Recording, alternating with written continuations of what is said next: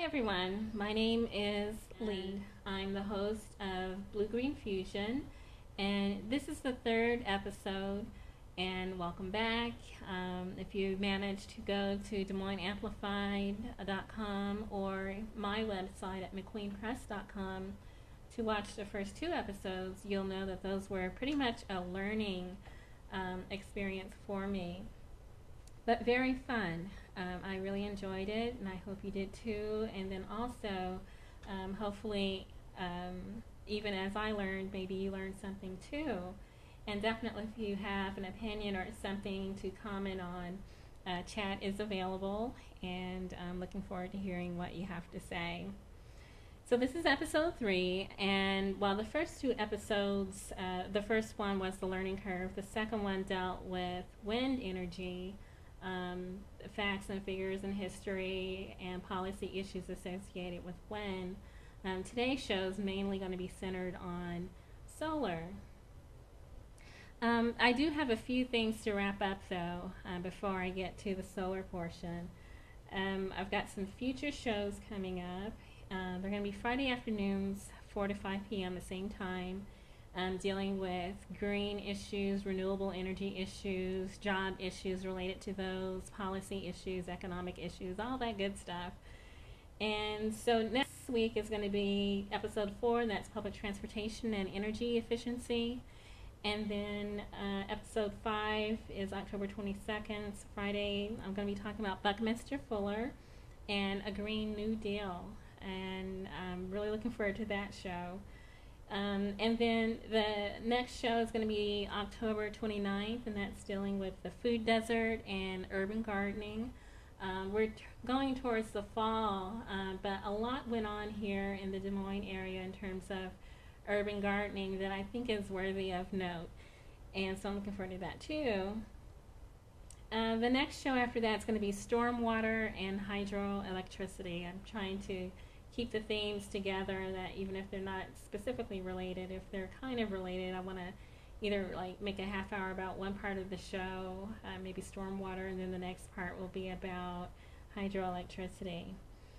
So those are the shows, and more about me is in the second episode, so I won't get too far into that, although I do have a background in public policy, public administration, political science, and then also research that I've done with a graduate degree in library science that led towards renewable energy research. And there I stayed because the show, or actually not the show, but the subject was just so very fascinating to me. So I actually did write a book called, I've done nonfiction, work for hire. I've also written a novel. It's a suspense novel that I referred to in the previous episode. It's Celara Sun. It's a renewable energy suspense novel, and I'm going to show you the cover real quick. So this is Celara Sun. It's a renewable energy suspense novel, and I'm very proud of it. It took 2 years to finish, and it deals mostly with solar.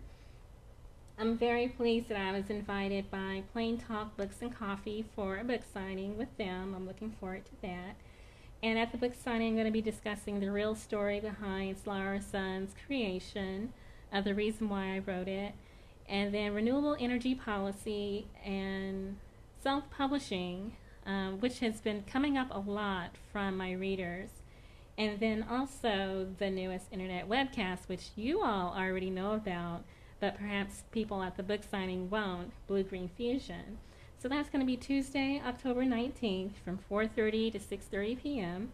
And that's at 602 East Grand. And that's just steps, or not steps, but a couple of blocks away from the Capitol here in Des Moines. And you can call 515-243-0815 and talk to Claire Couture or whoever answers the phone about Celara Sun. Okay.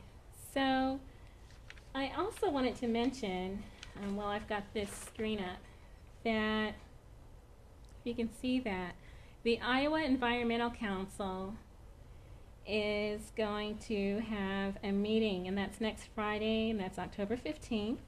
And since that falls on the day of my next show, I'm going to recap that meeting, that conference, for you that same afternoon. So they're going to be presenting Bill McKibben, Joan Nassauer, and James A. Marchant, and Lois Wright Morton.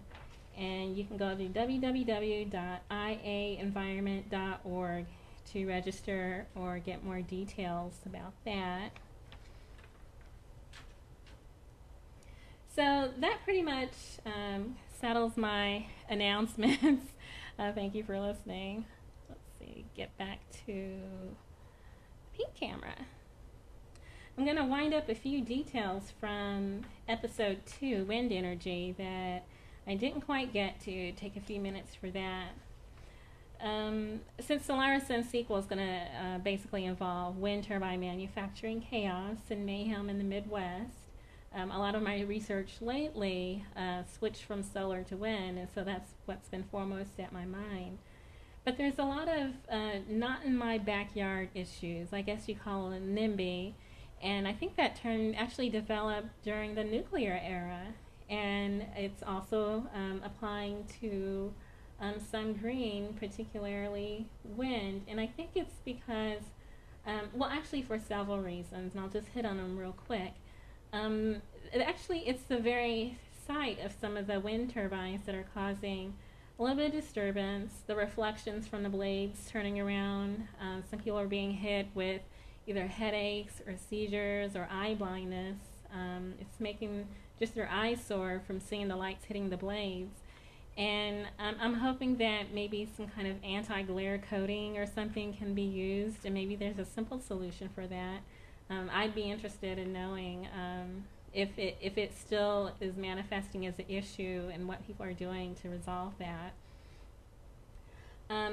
Also, the sound of the blades turning around. It's a constant motion. You know, every time the wind blows, the blades make that sound, and if the turbine's going, that's grinding of moving parts. And so it also means vibrations. So they're causing vibrations, but if they're in the ground, the vibrations are going into the ground. However, that's part of the reason why turbines aren't put on buildings in the city. People say, like, we get a lot of wind in the city, let's just put a turbine on a building. And the thing is, the turbines cause vibrations, and that means roof damage unless there's a way to insulate the vibration. It's not very practical, just to tell the truth. And so there's a humming noise, and I kind of wonder if it's more intrusive than the sound of traffic going by, maybe on a nearby highway, or maybe we're used to that kind of noise, and so we don't really pay attention to it. Or if it's even more intrusive than an airplane going by, or the sound of tractors, since a lot of the turbines are in the rural regions on farms, whether even the sound of farm equipment is the same or less or equal to or more than the sound of the wind turbines. It might be that just the sight and sound of them is something that we have to get used to, even as we had to get used to electrical wires and posts and transformers dotting of the rural landscape. Pretty soon, I'm hoping that they'll just blend in, but we'll see. But that's not all. There's also the danger perceived to the natural environment, birds and bats getting caught in the blades.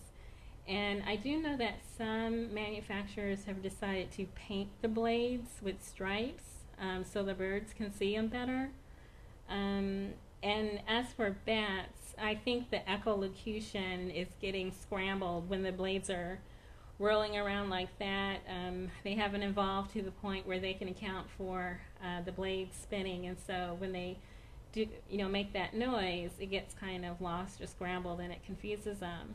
And particularly in Texas, I'm not completely sure in Iowa, but I know in Texas there's a large bat population, like in the Austin area, pretty large bat colonies, and so if they have turbines down there, they might have come up with a solution, and maybe when I get some time, I can kind of follow up on that, because I'm curious.